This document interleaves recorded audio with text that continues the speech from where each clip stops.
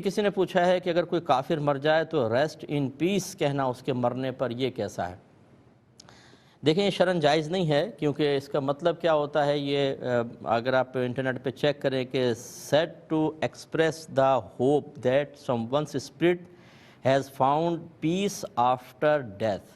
یعنی یہ اس وقت کہا جاتا ہے کہ جب ہمیں یہ امید ہوتی ہے کہ اللہ تبارک و تعالیٰ اس کی روح کو سکون عطا فرمائے گا، جبکہ کافر کی روح کو مرنے کے بعد سکون نہیں ملے گا۔ یہ نص قطعی سے ثابت ہے، جیسے کہ اللہ تبارک و تعالیٰ نے قرآن عظیم میں ارشاد فرمایا کہ ان الذین کفروا وصدوا عن سبیل اللہ، بے شک وہ لوگ جو کافر ہو گئے اور انہوں نے لوگوں کو دین کے راستے سے روکا، اللہ کے راستے سے روکا، ثم ماتوا وہم کفار، پھر وہ مر گئے اس حال میں کہ وہ کافر تھے، فلن یغفر اللہ لہم، تو اللہ تبارک و تعالی ہرگز ان کی بخشش نہیں فرمائے گا۔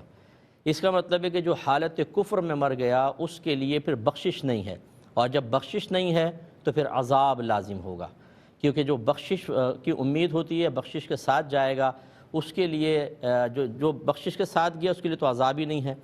اور جس کے لیے امید ہے تو امید ہوتی ہے کہ چلیں جی اگر گناہوں سمیت گیا ہے عذاب بھی ہو رہا ہے تو دعائے بخشش و مغفرت سے عذاب ختم ہو جائے گا، جبکہ کافر کے لیے ایسا نہیں ہے، تو اس کا مطلب یہ ہوا کہ اس کو کبھی بھی اب امن اور چین نہیں آئے گا۔ یہ نص قطعی سے ثابت ہے۔ اسی طریقے سے اگر کوئی مسلمان تھا اور پھر وہ دائرہ اسلام سے باہر نکل گیا، اس نے کفر اختیار کر لیا، اس کو مرتد کہتے ہیں۔ اس کے بارے میں اللہ تعالیٰ نے فرمایا کہ وَمَن يَرْتَدِدْ مِنْكُمْ عَنْ دِينِهِ، کہ جو تم میں سے اپنے دین سے پھر جائے، فَيَمُتْ وَهُوَ كَافِرٌ، پھر اس کا انتقال ہو جائے اس حال میں کہ وہ کافر ہے، تو فَأُولَٰئِكَ حَبِطَتْ أَعْمَالُهُمْ فِي الدُّنْيَا وَالْآخِرَةِ، تو اس کے دنیا اور آخرت میں اعمال برباد ہو جائیں گے۔ وَأُولَٰئِكَ أَصْحَابُ النَّارِ هُمْ فِيهَا خَالِدُونَ، وہ دوزخیوں میں سے ہے، وہ اس میں ہمیشہ ہمیشہ رہے گا۔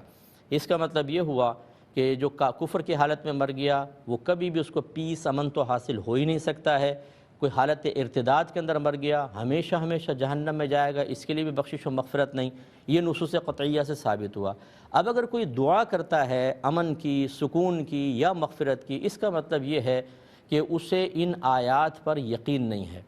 ان آیات پر بھروسہ نہیں ہے جو اللہ تعالیٰ نے بیان فرمایا، گویا کہ ان کے مضامین کے بارے میں وہ شک میں مبتلا ہے کہ نہیں ایسے ہو گیا پھر بھی اللہ تعالیٰ بخشش فرما سکتا ہے، تو اس کا مطلب ہے کہ اس نے اللہ تعالیٰ کے کلام میں شک کیا، اور جو قرآن کی کسی نص قطعی میں خاص طور پہ شک و شبہ کرتا ہے وہ دائرہ اسلام سے خارج ہو جاتا ہے۔ خلاصہ کلام یہ ہے کہ اگر کسی نے کسی کافر کے مرنے پر اس طرح دعائیہ کلمات کہے ہوں تو اسے احتیاطاً تجدید ایمان اور تجدید نکاح کرنا لازم ہے، اور ہمیشہ یاد رکھیں کہ ان چیزوں کا تعلق دین سے ہے۔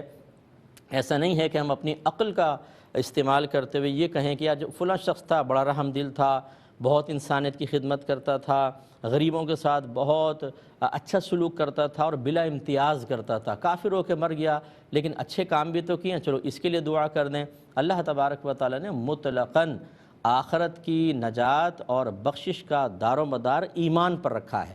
دنیا میں اگر کوئی اچھے کام کر جاتا ہے اللہ تعالیٰ اس کو دنیا میں اس کا انعام دے دے گا، آخرت میں اس کے لیے کچھ بھی نہیں ہے۔ وہ انعام چاہے شہرت کے لیے ہو، شہرت کے طور پر ہو، آسانی کی شکل میں ہو۔ ہاں یہ بھی پاسبل ہے کہ اللہ تعالیٰ بعض اوقات کسی کافر کے اچھے عمل کا ظاہری وسیلے کی بنا پر اسے دولت ایمان سے مالا مال کر دے، اب وہ کافر رہا نہیں، وہ مسلمان ہو گیا، لیکن جو حالت کفر میں مرا تو پھر اس کے لیے نہ دعا جائز ہے، نہ اس کے بارے میں دل کے کہیں گوشے میں یہ شبہ بھی پیدا ہو کہ شاید اس کی بخشش ہو جائے، شاید اللہ تعالیٰ اس کی مغفرت کر دے۔ نہیں، بالکل اس کے لیے دعا نہیں کر سکتے ہیں، وہ ہمیشہ ہمیشہ جہنم میں رہے گا۔